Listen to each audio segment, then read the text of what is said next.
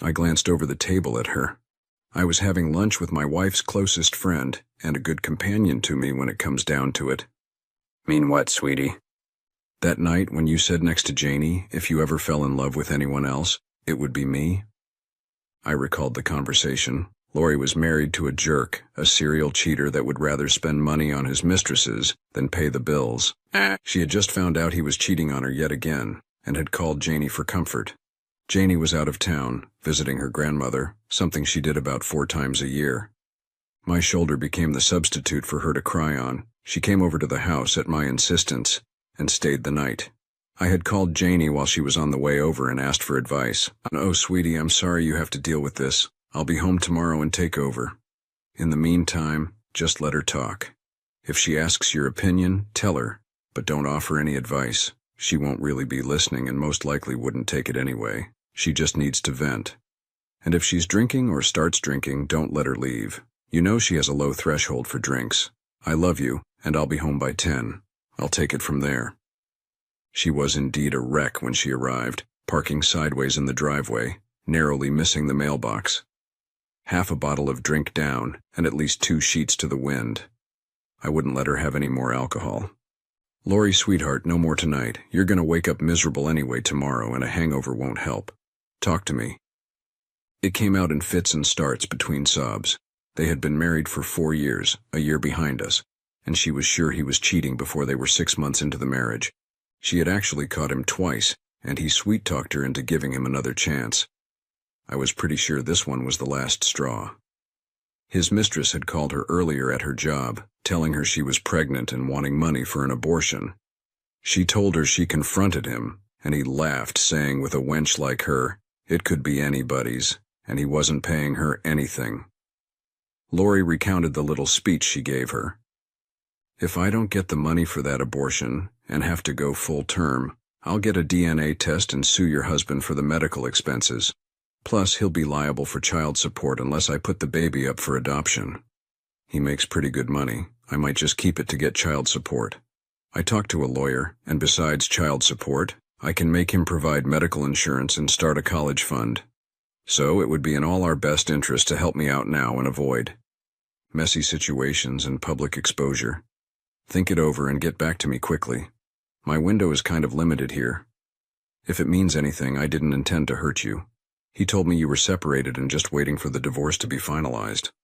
"What are you going to do?" I asked her as I handed her coffee. "I don't know. We're behind on our bills and I can't rely on him. If she has the baby, it'll ruin us." I couldn't believe she was considering staying with him. I decided to be straightforward.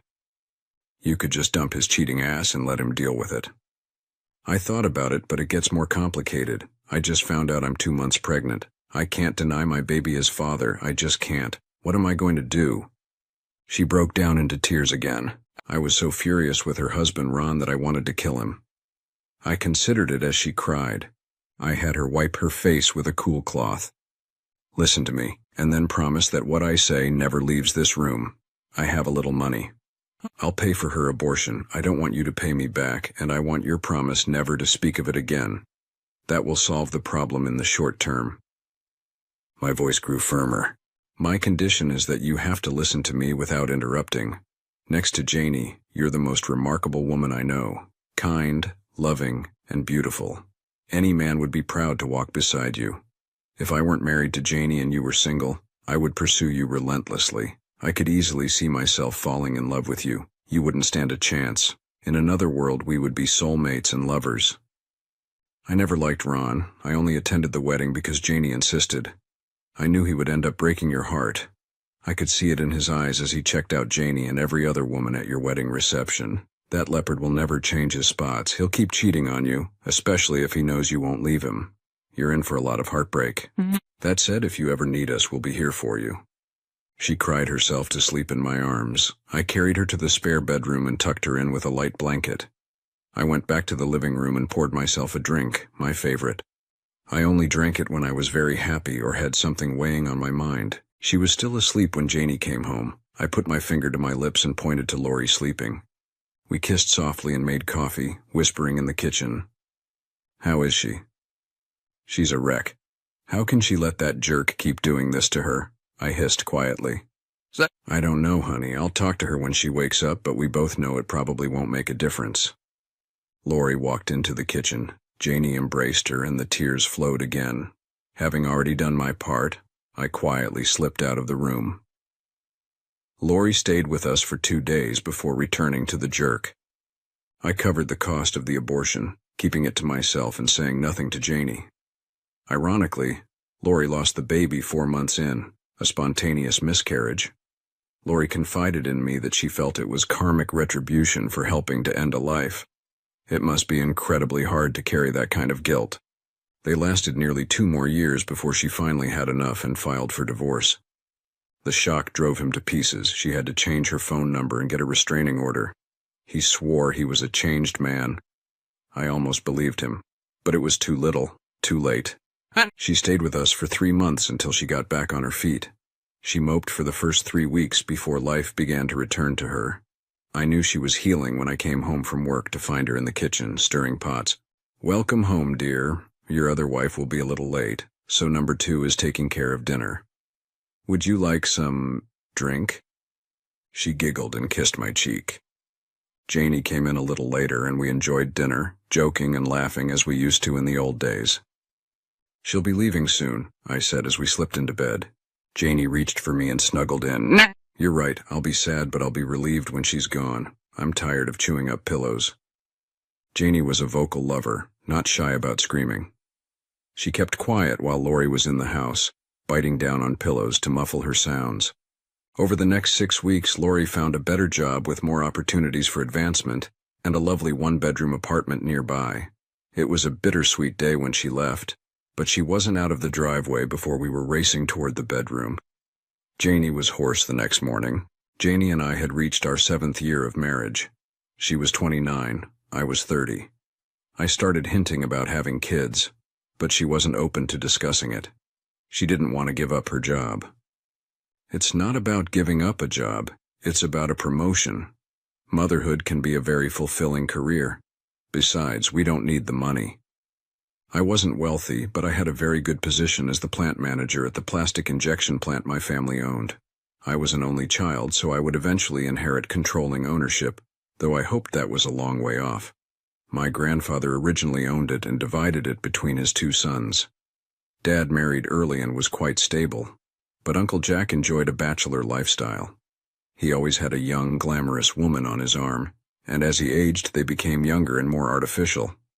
My cousin, Jack Jr., did his best to follow in his father's footsteps. Because of the business, prenuptial agreements were mandatory for both me and my cousin, non-negotiable. There was a bit of tension when my grandfather appointed me as plant manager and dad to the board. Uncle Jack wanted to know why. Grandfather smiled. "To start with, he has a degree in business management. What degree does Junior have?" "That's right. Despite spending 5 years in college, he never graduated. Do you know how many days Dan has missed, going back to high school and college breaks? 3. When he broke his arm? How many days has Junior missed? Oh, that's right, he's been fired from here 4 times for attendance issues. I gave Dan the job because I want this place to grow and thrive, not collapse due to poor management. This discussion is over. I'm sure Junior would have quit in protest if he still worked here, but it became irrelevant when Uncle Jack's extravagant lifestyle came back to haunt him. Soon, the IRS and a couple of Vegas casinos were after him, and Grandpa bought back his share of the business, settling his debts and providing him with enough to live on comfortably if he was wise. He set up trust funds for both me and Junior, to be released when we turned 40. He included a stipulation that we could draw from the fund starting at 27, up to the amount we earned that year. He did this to keep Junior motivated, which Junior despised. I was making $45,000 a year, but I had only accessed the trust fund twice, once to cover Lori's abortion, and again for a short vacation to the Bahamas. Lately, Janie had been somewhat distant, so I thought a vacation might rekindle our connection. It worked, until I brought up the topic of children again. I finally lost my patience. "Janie, if you didn't want children, why did you agree to having at least 2 when we got married? Did you change your mind? If so, didn't you think you should have had the courtesy to tell me? I'm about at the end of my rope." And I think my little outburst startled her because she made a dramatic show of flushing her birth control pills. 6 months passed. I suggested we get tested, but Janie wanted to wait a bit longer. I reluctantly agreed to another 90 days. Lori advised us to stay relaxed. It'll happen when you least expect it. My advice is to keep practicing often. Eventually, I had myself tested. Everything was fine. Plenty of swimmers and excellent mobility. I was trying to figure out how to get Janie tested when Lori invited me to lunch. I don't quite understand your question, Lori. What's going on? She twisted the napkin in her hands, avoiding eye contact and looking utterly miserable. Lori, what's the matter? If you need to say something, just tell me. She finally mustered the courage to meet my gaze. I'm leaving town, Dan. I got a promotion and I'm relocating to Atlanta. I'm leaving very soon. The only thing I'm going to miss about this town is you. I was stunned. Just last week she'd been at the house or on the phone 2 or 3 times a week. I had wondered why she hadn't called recently, but now realized she was busy preparing for her move. Damn, Lori, this is pretty sudden. Why didn't you let us know earlier? Does Janie know? She'll be heartbroken, we both will, and to answer your question, yes, in another world I could easily fall for you. The tears came then, streaming down her face. I knew lunch was over, so I paid the check, put her in my car, and called the plant, telling them I had a personal emergency and likely wouldn't be back for the rest of the day. I drove her to the park, a place we often visited for concerts, sharing blankets and bottles of drink. When Ron upset her, she would come here to watch the kids play, and it always calmed her. We found a small gazebo off to the side, a quiet spot surrounded by trees. It had a nickname, the Love Hut, because couples often used it for privacy. I took her there. What's going on, Lori? I haven't seen you this upset since before your divorce. The mention of her divorce made her cry again. I held her close, stroking her hair. Next to Janie, she was the woman I cared about most in the world. Shh, you did the right thing. He never loved you the way you deserved. You'll find a good man. You're too wonderful not to. She calmed to soft sobs and gently pushed away from me. I'm not crying over my divorce, I'm crying over yours. She jumped up and fled, leaving me sitting there in shock. What could she possibly mean by that? I found her by the playground watching the children with a distant look. We sat on a bench in the warm sunshine, observing the kids play with their joyful, innocent faces as she began to unravel the chaos in my life. When I was offered the promotion, I felt torn. This was my hometown. I'd never lived anywhere else, not even for college.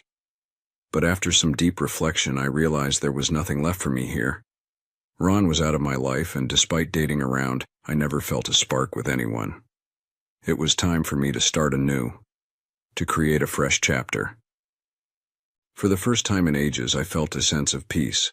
I accepted the job and began planning my future. I knew I needed to say goodbye to the few people I cared about, and some I didn't. I called Ron for closure, hoping to put that chapter to rest. He took it as a sign that we might reconcile. It didn't go as planned.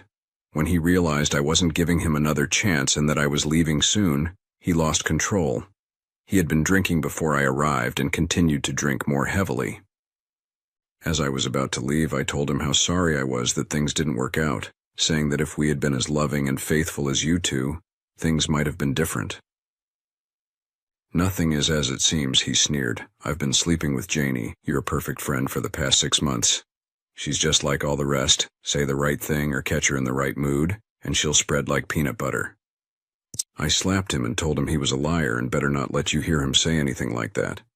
He just laughed and said you'd never hear it from him. She was too valuable to risk losing. He was in full vindictive mode, knowing this was his last chance to hurt me. I know you think I'm lying, but I can prove it, he said. She has a small bump right behind her left ear. You can't see it because of the way she always styles her hair. You'd have to be close to it to notice, and that birthmark on her. Well, if she didn't shave, you'd never see it. Lately, she's been letting it grow out to form a little heart shape. And it's like a 5 o'clock shadow when you go down on her, so bristly. I was stunned. The bump and the birthmark were real, and she was indeed growing out her hair to form the heart.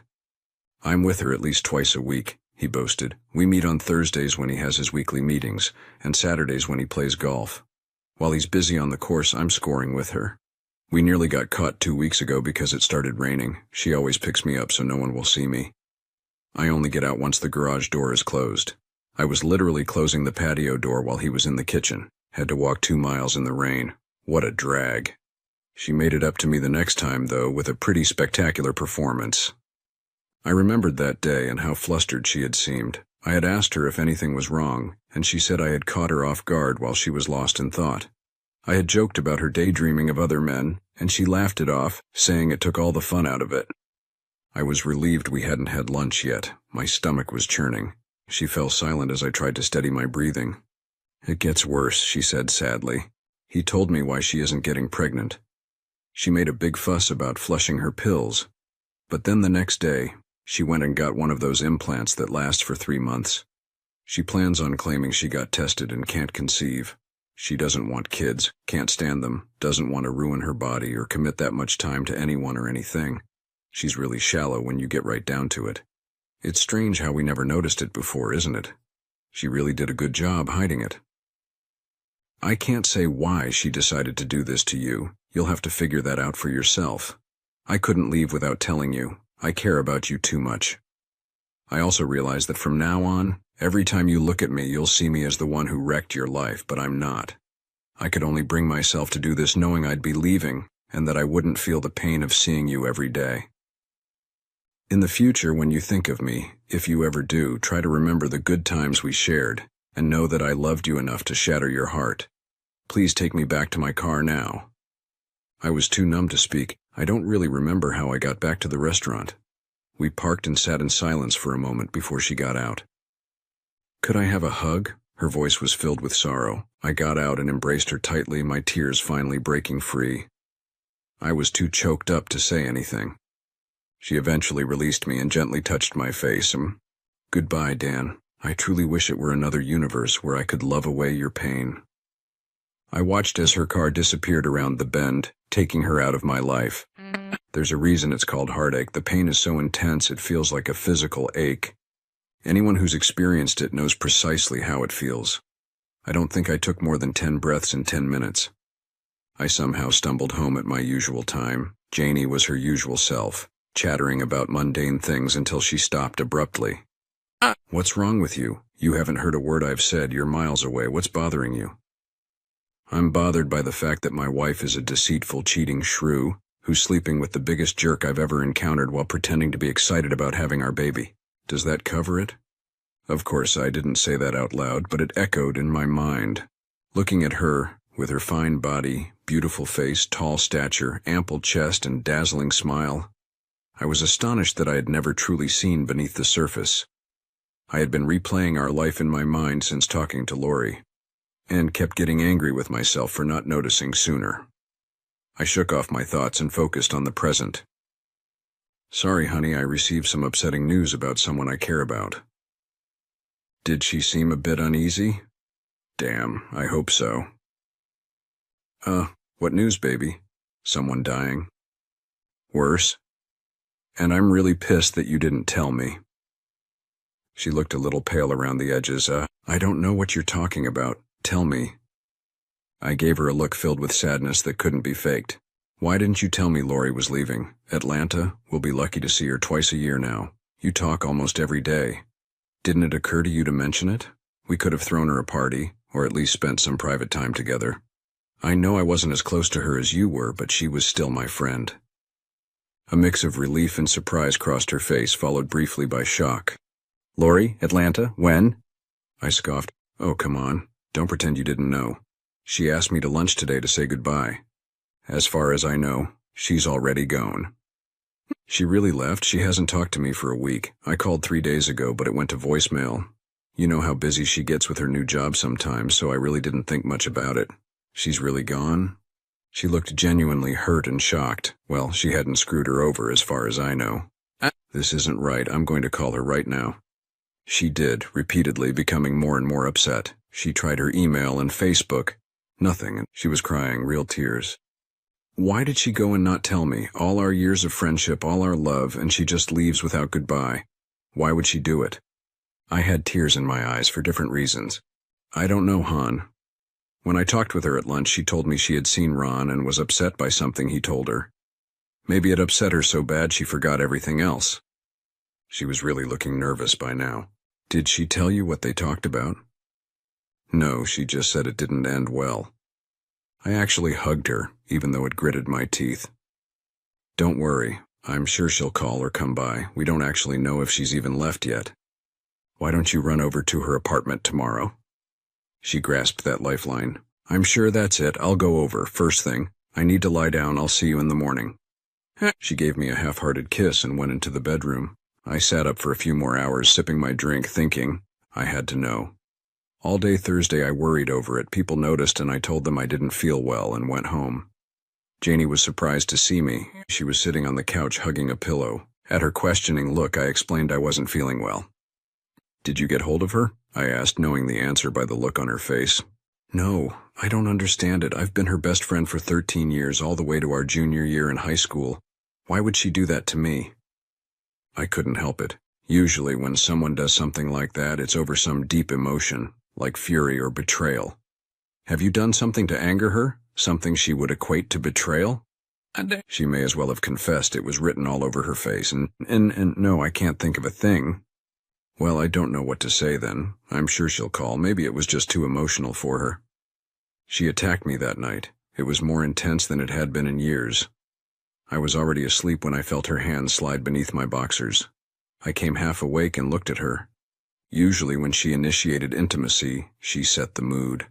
Candles, music, lingerie. Tonight she was just naked, her profile highlighted by the security light shining through the blinds. Do you mind? She said in a timid voice, another first. Usually she would just get me hard and climb on. My body responded. She was one of the most beautiful women I had ever seen, and despite all my doubts and uneasy feelings, I still loved her. It was the most tender, most passionate lovemaking I could ever remember. She didn't ask for anything, just responded to my every move. I thought about just focusing on my own satisfaction, but my emotions took over. I put all my effort into pleasing her, bringing her to multiple peaks. When I finally collapsed, exhausted, she cuddled up to me, and I felt her tears on my chest. Are you all right, baby? She tried to talk through her sobs, and yes, I love you so much, honey, so much. What kind of fucked up mess had my life become that I lay with my wife after the most intensive love-making session in memory, not believing a thing she said? She was soon sleeping, snoring lightly as she did when she slept on my chest. I lay there for an hour, staring into the darkness before gently untangling us and getting up. I sat in my den with 3 fingers of drink until 4, letting my tears flow quietly. I still managed to get up and report to work, looking halfway presentable. Didn't get a lot done, but made my presence known.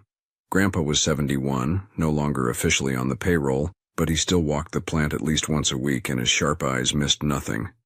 He took one look at me and said, "Office now." He pulled the blinds and locked the door. Business or personal? I tried to pretend. What? Don't lie to me, boy. I'm too old. I don't have time to do the dance. You look disgusting. What's going on? He didn't like what I told him. He had been married once before he married Grandma, to a woman that cheated before 6 months had gone by. He really didn't like cheaters. When he was still managing, if he got even a whiff one of his managers or their wives were straying, they found themselves on his carpet. If it was a manager, he was usually gone soon. If it was a wife, he usually gave the husband a week off to deal with it. You are going to burn the shrew, right? Probably not. It would take too much energy. Before you say it, if it is true, she's gone. But I don't feel like being a ringmaster in my own personal circus. I'll just cut my losses, stick to the prenup, and move on. He grunted. Not how I do it, but it works. Why don't you call your dad, see if he'll fill in for you for a day or two?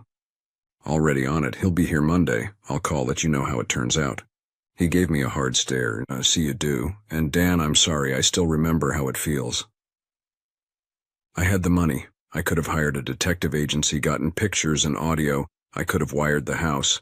But in the end, I knew I had to actually see and hear it in person. Saturday morning I had a light breakfast with my wife, got a small kiss, loaded my golf clubs into my SUV, and drove away. I went 4 blocks and turned into the church parking lot, pulling all the way around the building. The church had a basement, and if you stood at the door, your head was just about level with the parking lot and the street. If you didn't know someone was standing there, you would never see them, especially if you were watching the road and going the speed limit. 20 minutes later, her little sports car went by. I waited until she was out of sight and walked back home. I went upstairs into the spare bedroom, the one we were going to convert into a nursery. Left the door open slightly, sat down and waited. 40 minutes later I heard the garage opener. The stairs act like a sound tunnel, and I could hear the conversation. I'm not sure we should do this anymore. He's been acting funny since Lori left. I can't believe she didn't tell me goodbye. You don't think she knows, do you?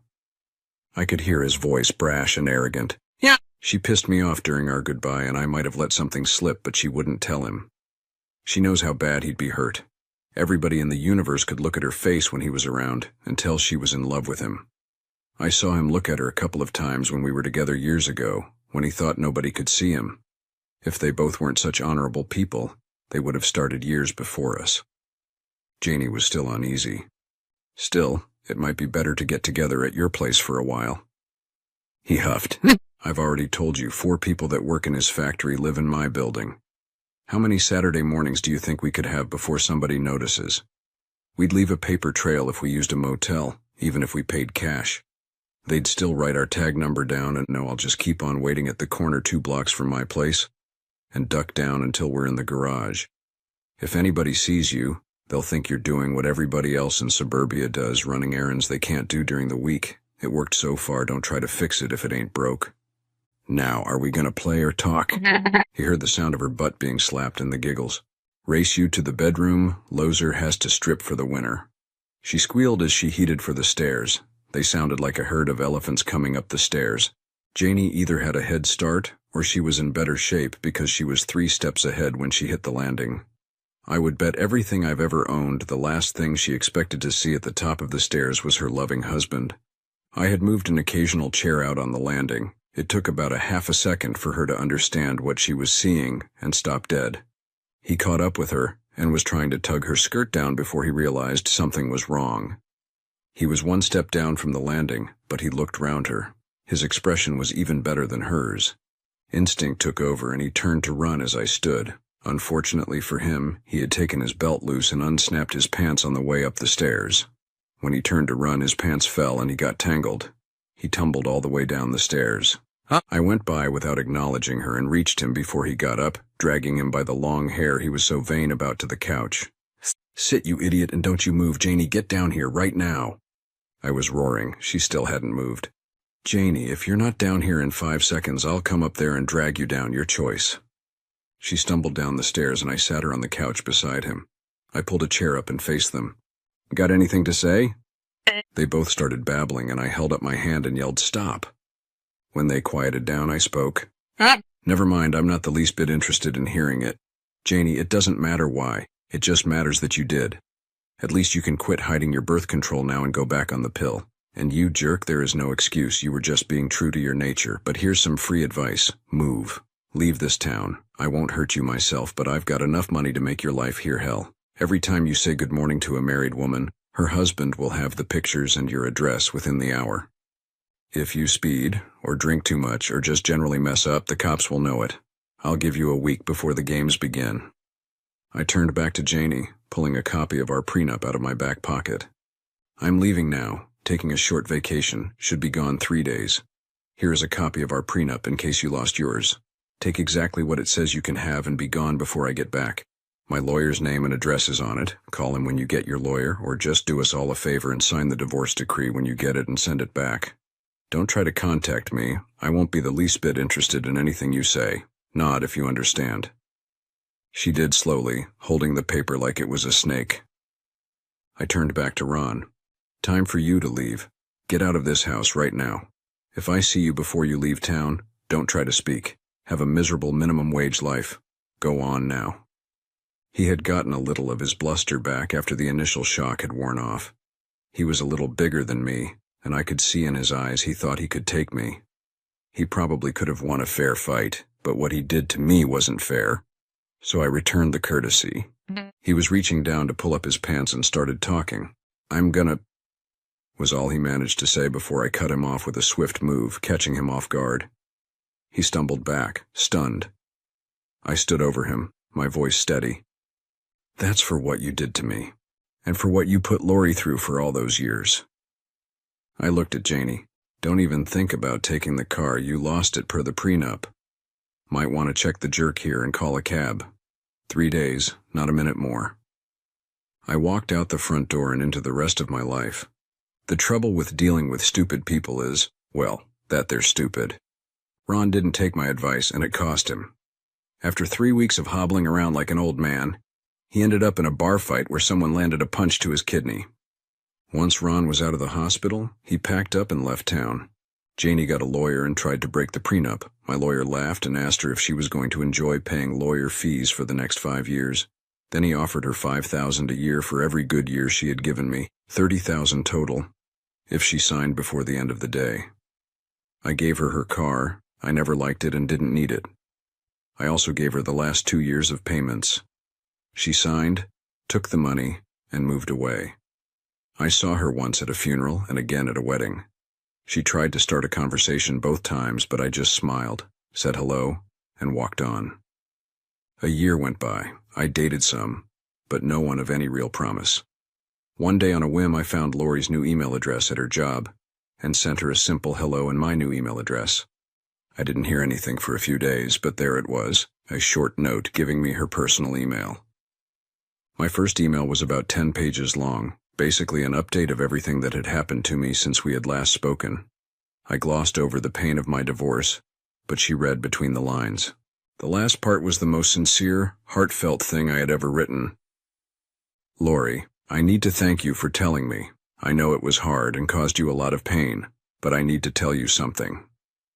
I don't hate you. In fact, you have my sincere thanks and admiration. Only a person as morally courageous as you would have done it. Knowing it might ruin a friendship I think you held dear, you did something unpleasant because you deemed it necessary for my well-being. I can never repay you. I must tell you of all the things that came of it. Losing you was probably the hardest. Janie was my heartmate, and I did love her dearly, and I would have remained faithful to her forever, but you were becoming my soulmate. In times of trouble or when I needed level-headed advice, you were the one I wanted to turn to first because I trusted your judgment more than anyone I ever knew. I know you felt the same way. Remember all those get-togethers we used to have, where Janie would dance, drink, and flirt, and Ron would work the crowd looking for a willing playmate? Where would we be found? Sitting on a bench somewhere in plain sight just talking about anything and everything. They say the most erotic part of a person is their brain. That being said, you are the hottest woman alive. You don't know how good it feels to get to say that to you.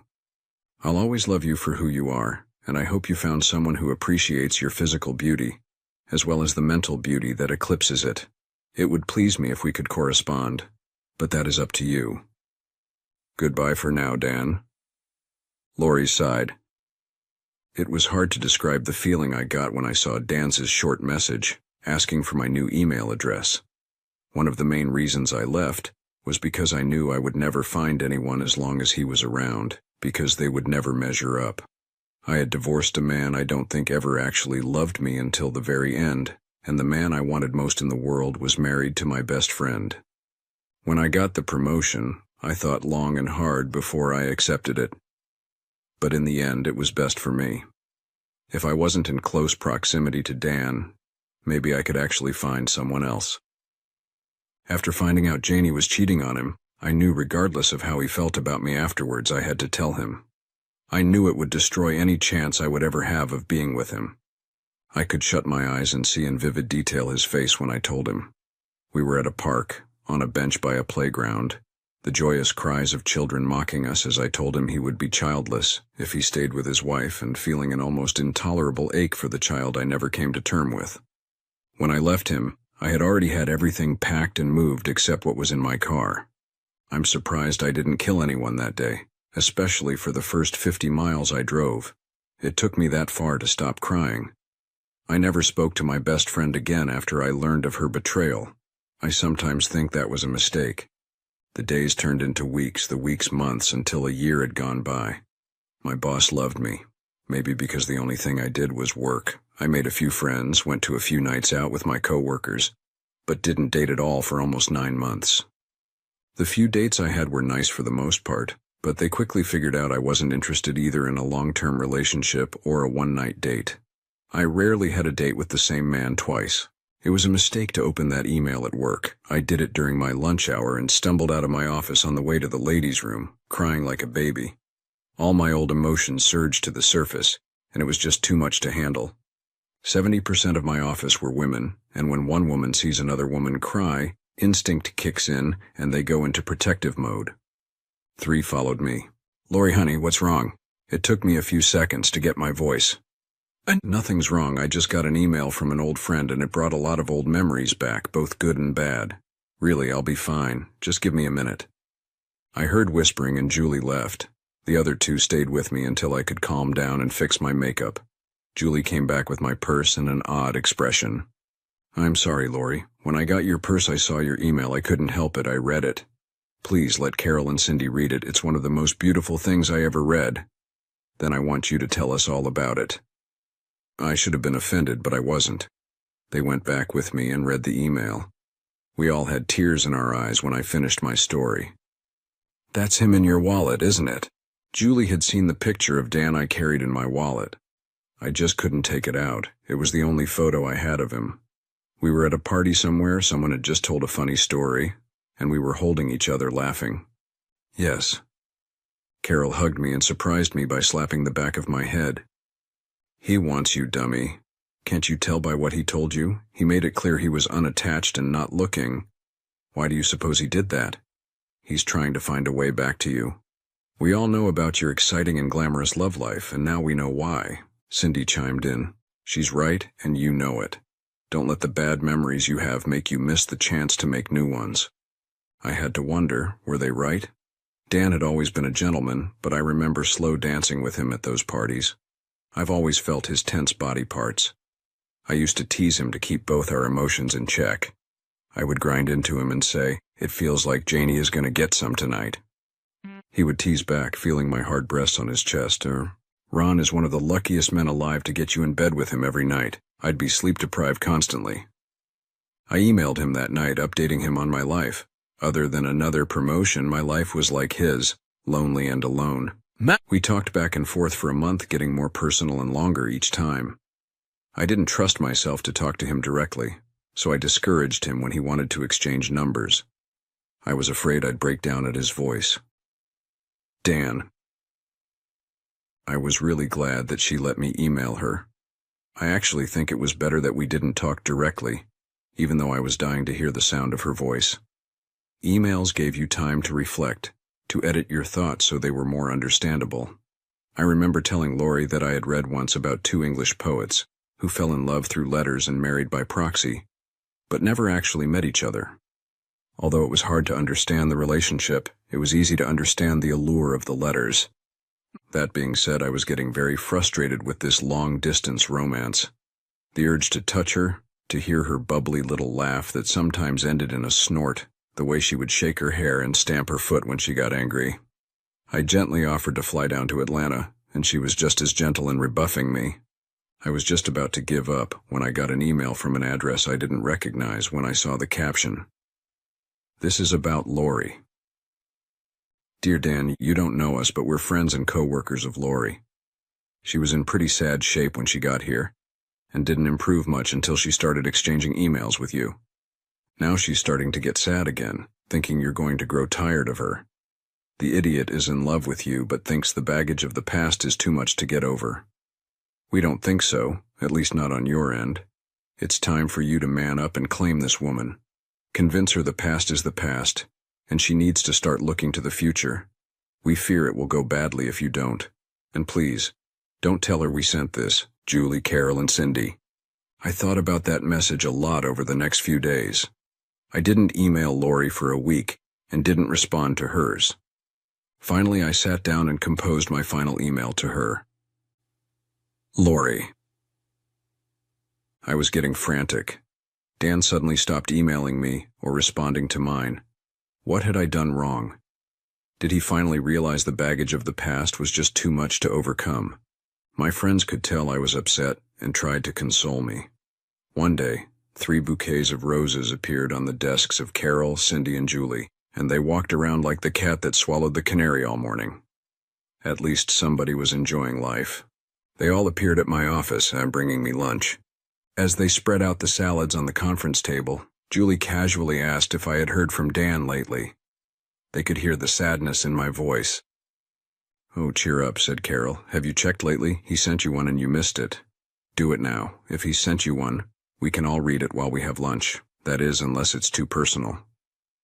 They wouldn't let up until I checked. I couldn't believe it. I had a message. I was trembling when I opened it. My dearest Lori, I've been getting pretty good with romantic terms, huh? But now it's time for plain talk. We're both idiots. I love you and you know it. I'd bet my life you still love me. So, it's time to shut up or put up. I'm tired of looking at a computer screen. I want you here with me right now. I want to go to sleep with you spooned up against me and see your face when I wake up. I want to touch you, to hold our children in my arms, watch your hair turn to gray. We once told each other in another universe we could be happy together. It's been over a year since I last saw you. It seems like a lifetime. This is another universe. What we were before, what we've gone through together and apart makes it so. And in my new universe, the color of the sky is colored by your love and the laughter of our children. I'll do it again when we're in person, but I want you to marry me. I'm not taking no for an answer. I'll give you 2 days. If you don't come to me by then, I'll come to you. I'll sit at your desk every day until they run me off, and then I'll sit in front of your apartment until they arrest me. Save us a lot of drama and admit I'm right. One way or another, we'll be together. See you soon. All my love, Dan. 4 grown women crying like babies attract a lot of attention. Like I said, 70% women. Word got around, and every woman in the office read his proposal. The boss came back from lunch and thought someone died. When he read the email, he was a little misty-eyed. He hugged me and whispered he was going to miss me. He let everyone go home an hour early. Nobody was getting any work done anyway. Dan. I felt better after I sent the email. I was trying to get some contracts together. One of the sad facts of my business is that costs fluctuate regularly, based on oil prices. I was expecting a visit from a new supplier rep. The old one retired when my secretary buzzed me. Someone to see you, Dan. Do you have time? Sure, send him in. I was looking at the new prices and wasn't expecting him to come in so fast when I heard the door open. I didn't look up.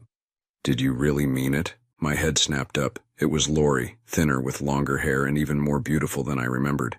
I literally jumped over the desk, closed the door, and took the woman of my dreams in my arms. I was never going to let her go again.